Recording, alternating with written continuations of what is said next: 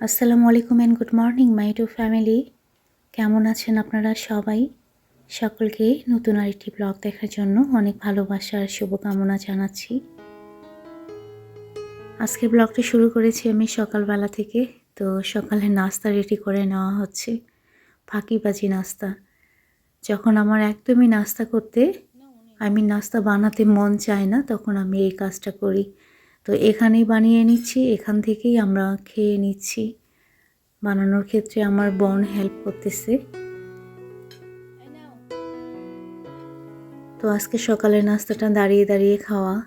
আমার বরকেও আমি বললাম যে এখান থেকে নিয়ে খাও। তুরাবি এদিকে শসা কেটে দিয়েছে, আমার আবার শসা দিয়ে বেশি খেতে ভালো লাগে। ব্রেড পাকোড়া স্যান্ডউইচ, উপরে ক্রাঞ্চি আর ভিতরে সফট। বিভিন্ন ধরনের মিক্সড সবজি দিয়ে আমার এটা খেতে বেশি ভালো লাগে, কিন্তু বাচ্চারা মাংস দিয়ে খেতে বেশি পছন্দ করে।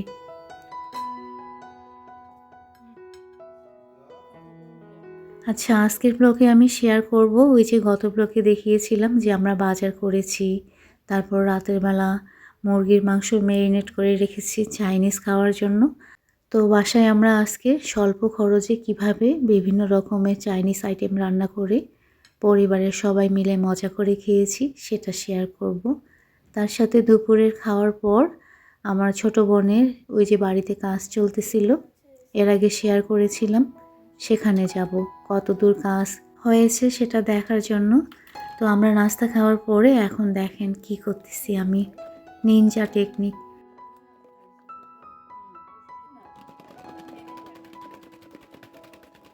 এই টেকনিকের সাহায্যে আমরা কিন্তু ডিমের খোসা খুব তাড়াতাড়ি খুলতে পারি, কিন্তু আজকে আমার টেকনিকটা একদমই কাজে দেয়নি।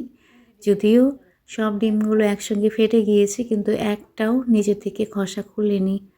কিন্তু আমরা যে মুরগির ডিম খাই সেটা কিন্তু হয়। এই টেকনিকটা ইউজ করে দেখতে পারেন। মুরগির ডিম সেদ্ধ করার পর একসঙ্গে কয়েকটা ডিম নিয়ে এভাবে ঝাঁকিয়ে নিলে খোসা কিন্তু খুলে যায়।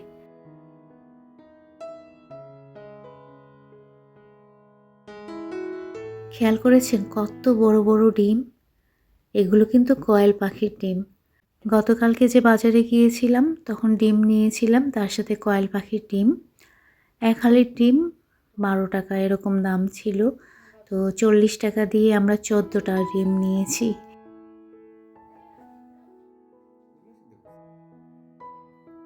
তো সবাইকে ডাকা হচ্ছে। সেকেন্ড টাইম আমি কয়েল পাখির ডিম খাবো। এর আগে খেয়েছি অনেক দিন আগে, টেস্ট ভুলে গিয়েছি।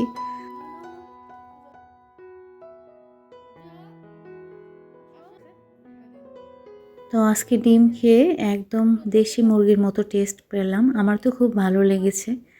আর তুর্য তো বলতেছে যে এক হালি ডিমের দাম 12 টাকা, তো আমি 4টা ডিম খেতে পারবো 12 টাকা দিয়ে। ও খুব খুশি। ও বলতেছে এবার থেকে কয়েল পাখির ডিম নিয়ে আসবা।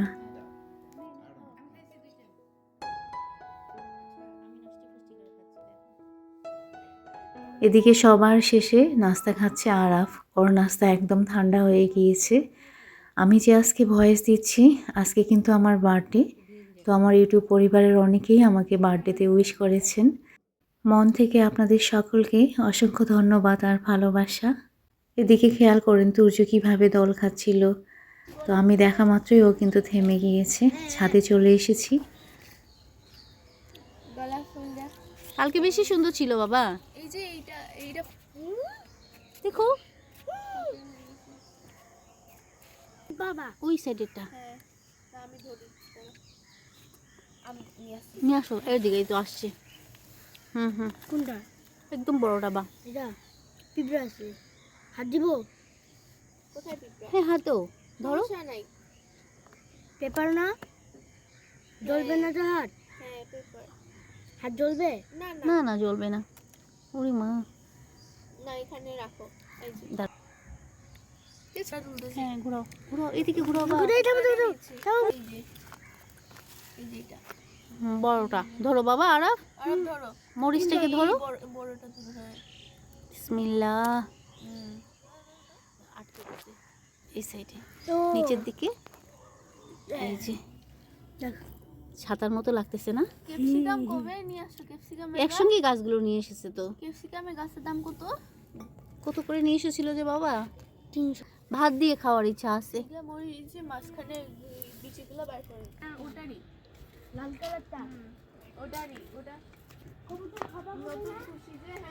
আমার জন্মদিন কিভাবে কাটলো, জন্মদিনে কি করলাম, ইনশাল্লাহ নেক্সট ভিডিওতে শেয়ার করব। ছাদে এসেছিলাম গাছের মরিচ আর ক্যাপসিকাম তোলার জন্য। এদিকে আমি বিভিন্ন কালারের সবজি কেটে নিয়েছি। মিক্সড সবজি একটা বানাবো, চাইনিজ সবজি। আর ফ্রাইড রাইসের জন্য 80% রাইসটা কুক করে নেওয়া হয়েছে। তো প্রথমে আমি গরম পানির মধ্যে একটু সবজিগুলো সেদ্ধ করে নেব। আসলে চাইনিজ আইটেম আমার মনে হয় কম বেশি সবাই রান্না করতে পারে, বাস আমি যেভাবে করতেছি একটু শেয়ার করতেছি।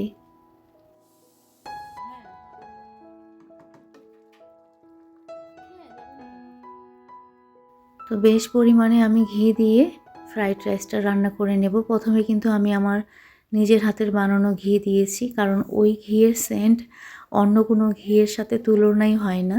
তারপরে বাজারের ঘি, দুটো একসঙ্গে মিক্সড করে তারপর ফ্রাইড রাইসটা করে নেব।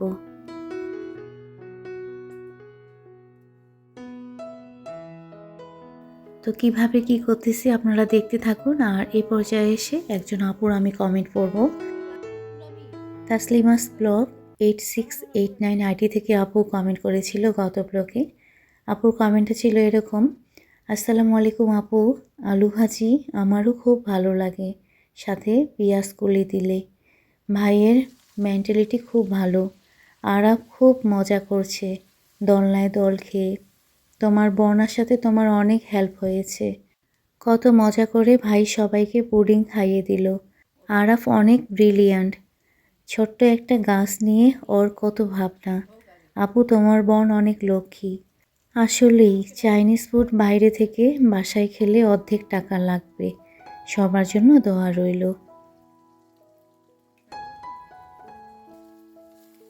আচ্ছা, আপুর কমেন্টে রিপ্লাই দেওয়ার আগে একটু ভিডিও প্রসঙ্গে কথা বলি। ফ্রাইড রাইসের জন্য আমি বিভিন্ন ধরনের সবজি কিন্তু ঘিয়ের মধ্যে ভেজে নিয়েছি। আমার বোন এখন হেল্প করতেছে, তার সঙ্গে ডিম দিয়েছি। এখন দিয়ে দেব গাছ থেকে তুলে নিয়ে আসা ক্যাপসিকাম আর পেঁয়াজ। এ দুটো সেদ্ধ হতে যেহেতু সময় লাগে না। আর দিয়ে দিলাম সয়া সস। বাসায় যা যা ছিল তা দিয়েই করা হয়েছে, কিন্তু মাশাল্লাহ খেতে অনেক টেস্টি হয়েছিল।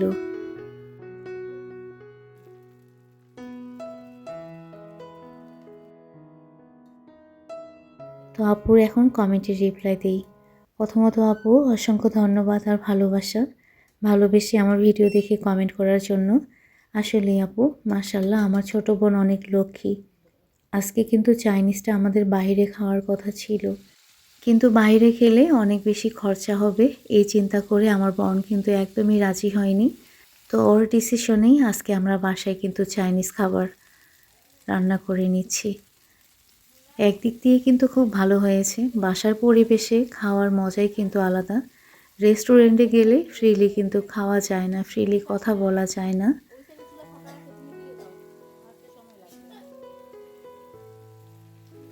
এদিকে কথা বলতে বলতে আমি কিন্তু সবজি রান্না করে নিলাম। তো সবজির মধ্যে একটু চিকেন দিয়েছি, আর ওই যে বয়েল করা সবজিটা এখন দিয়ে দিলাম। এটা একটু হালকা ভেজে নেওয়ার পরে আমি কর্নফ্লাওয়ার দিয়ে দেব। চাইনিজ ভেজিটেবল আমার ছেলের খুব পছন্দ, যার কারণে আমি বেশ পরিমাণে আজকে রান্না করে নিচ্ছি। ও এটা এমনিতে বাটিতে নিয়ে খায়, ফ্রিজে রান্না করা থাকলে ও যখন তখন বের করে খেতে পারবে। যেহেতু বাচ্চারা সবজি খুব একটা খেতে চায় না, এজন্যই আমি একটু আজকে বেশি করে চাইনিজ সবজিটা রান্না করে নিচ্ছি। তো এখন কর্নফ্লাওয়ার দিয়ে দিলাম।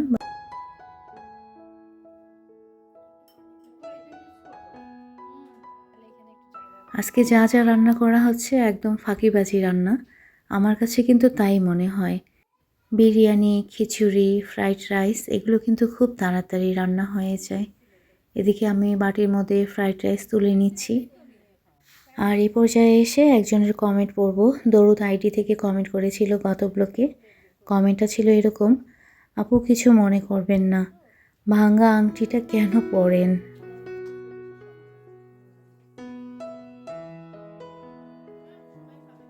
প্রথমত আপু আমি কিচ্ছু মনে করিনি, বরং আমার ভালো লেগেছে যে তুমি এত ভালো করে খেয়াল করেছো যে আমার আংটিটা ভাঙা। আসলে আপু এই আংটিটা আমার খুব শখ করে নেওয়া, নিয়েছিলাম আমি কাশ্মীর থেকে। আমার হাতে যে দুটো আংটি এখন থাকে দুটোই কিন্তু কাশ্মীর থেকে নেওয়া।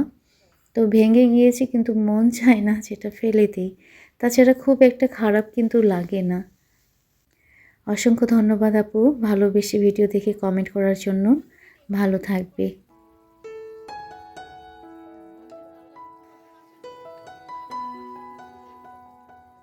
ওদিকে তুরাবি আর আমার ছোট বোন চিকেন ফ্রাই করে নিচ্ছে, আর আমি কিন্তু সবজি তারপর ফ্রাইড রাইস এগুলো বাটিতে তুলে নিলাম। তো একটা প্রবলেম হয়েছে, এই যে চিকেন ফ্রাই করা হয়েছে এটার ভিডিও আমি ক্যাপচার করিনি, কিন্তু রাতের বেলা ওরা যখন ভেজেছিল তখন কিন্তু আমি পুরো ভালোভাবে দেখিয়ে দিয়েছি যে কিভাবে চিকেনটা কট করেছিল। এটার জন্য আপনাদেরকে একটু অপেক্ষা করতে হবে রাত পর্যন্ত।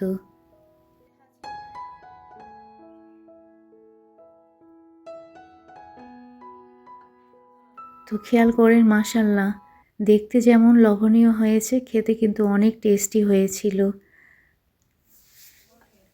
এখন আপাতত দুপুরের জন্য আমরা যে কয়টা লাগে ভেজে নিয়েছি, রাত্রেরটা রাত্রে ভেজে নেব। তো আপনাদেরকে রিকোয়েস্ট করব আমার সঙ্গে রাত পর্যন্ত থাকবেন, তাহলে কিভাবে চিকেন কট করা হয়েছে সেটা দেখে নিতে পারবেন।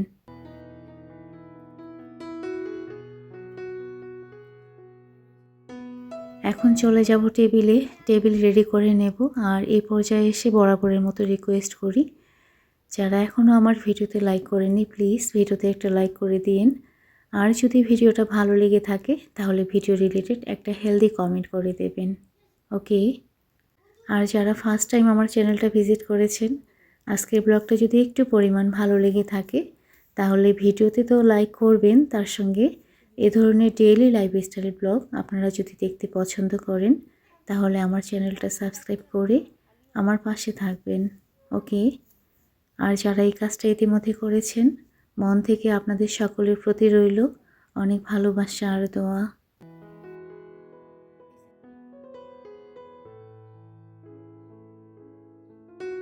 মাশাল্লাহ খেয়াল করেন আজকেও কিন্তু ওরা লাল কালারের পরেছে তিনজনেই। তো আমার ছেলে বলতেছে তোমরাও লাল কালারের পরে আসো। তো আমি বললাম যে আগে মার্কেটে যেতে হবে, তারপর শপিং করে একসঙ্গে সবাই লাল কালারের ড্রেস পরবো।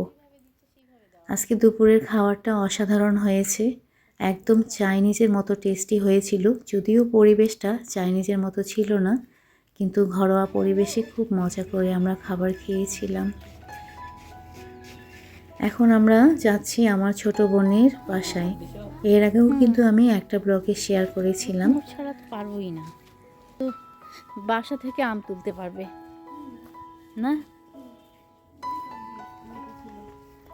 এতদিনও এইগুলোতে গাছ কেন দেয়নি উনি? হ্যাঁ বড় হয়ে যেত। আছে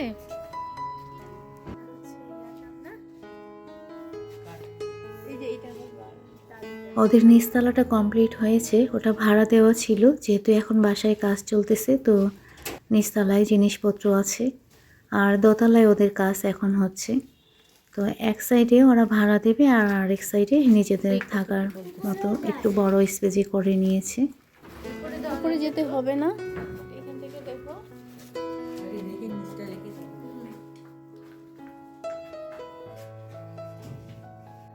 ওদের ফ্ল্যাটটা 2 ইউনিটের করেছে, একটা সিঙ্গেল ইউনিট যেটা ভাড়া দেওয়ার জন্য সেটা আগে কমপ্লিট করবে, আর ওদেরটা একটু বেশ বড়সড় করে করবে, কিন্তু ওটা করতে একটু সময় লাগবে, যেহেতু আসলে একটা বাড়ি করতে অনেক খরচার ব্যাপার। খেয়াল করেন এটা বলতে পারবেন কি গাছ? অনেক বড়, কিন্তু ধুলা দিয়ে পুরো গাছ ঢেকে গিয়েছে। বড়ই গাছ, কিন্তু এটা অনেক বড়ই ধরেছে কিন্তু দেখা যাচ্ছে না, ধুলা দিয়ে একদম ঢেকে আছে। এটা কি আগে ফাঁকা জায়গা ছিল না বাসা ছিল?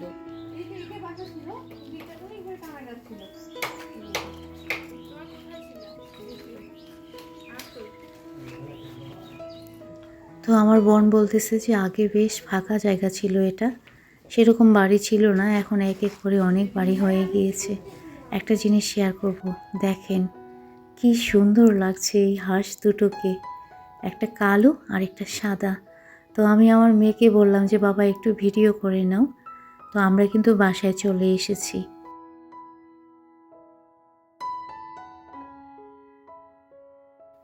এখন একটা পার্সেল খুলে নিচ্ছি।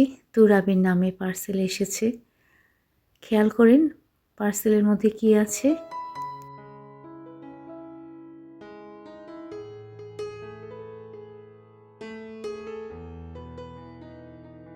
তুর্য পার্সেলটা খুলতেছে। তুরাবির মোবাইল। ওর মোবাইলের অবস্থা একদম করুণ ছিল। আমরা তো কখনোই ভাবতে পারিনি যে এই মোবাইলটা আবার ঠিক হবে। ও তো বলতেছিল গত কয়েক মাস ধরে যে মা আমার একটা মোবাইল লাগবে। তো খেয়াল করেন একদম মোবাইলটা নতুন হয়েছে। আর এটা সম্ভব হয়েছে রাজুর কারণে। রাজু হচ্ছে আমার ছোট বোনের জামাই। ও ঢাকায় নিয়ে গিয়েছিল মোবাইলটা, তারপর ও কিন্তু নিজেই ঠিক করে পাঠিয়ে দিয়েছে। তো মাশাআল্লাহ ও কিন্তু এদিক দিয়ে খুব ভালো নিখুঁতভাবে কাজ করতে পারে। একদিনের মাথায় ঠিক করেই পাঠিয়ে দিয়েছে। তুরাবি তো অনেক খুশি। আর এরই মধ্যে কি হয়েছে, সন্ধ্যার পরে আমার শরীর একদম খারাপ হয়ে গিয়েছিল। আমি বিছানায় একদম কাহিল অবস্থায়।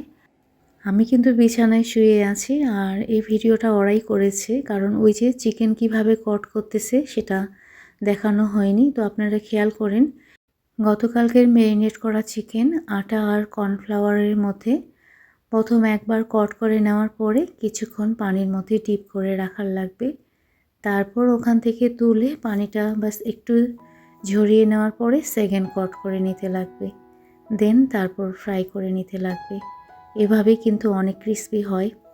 আর কট করার সময় খেয়াল করেন আটাটা কিন্তু এইভাবে ঝাঁকে ঝাঁকে ফেলে দিয়ে তারপর দিতে লাগে, তাহলে সুন্দর ভাঁজ ভাঁজ লেয়ার হয়ে যায়।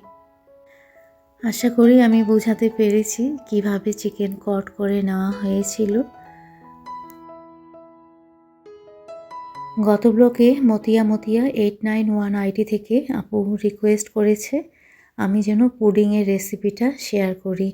আর আপু প্রেসার কুকারে পোলাও রান্না করেছিল। আমি যে প্রেসার কুকারে পোলাও রান্না করি সেটা দেখে তো আপু কমেন্টের মাধ্যমে জানিয়ে দিয়েছে যে খুব সুন্দর নাকি আপুর প্রেসার কুকারে পোলাও রান্না হয়েছিল। প্রথমত অসংখ্য ধন্যবাদ আপু ভালোবেসে আমার ভিডিও দেখে কমেন্ট করার জন্য। আপু আপনি পুডিংয়ের রেসিপি শেয়ার করতে বলেছেন, অলরেডি কিন্তু আমি একদম ডিটেলসভাবে শেয়ার করেছি। আজকের মতো এই পর্যন্ত। আগামী ব্লগে ইনশাল্লাহ আরও অনেক কথা হবে। সবাই ভালো থাকবেন, সুস্থ থাকবেন। ওকে।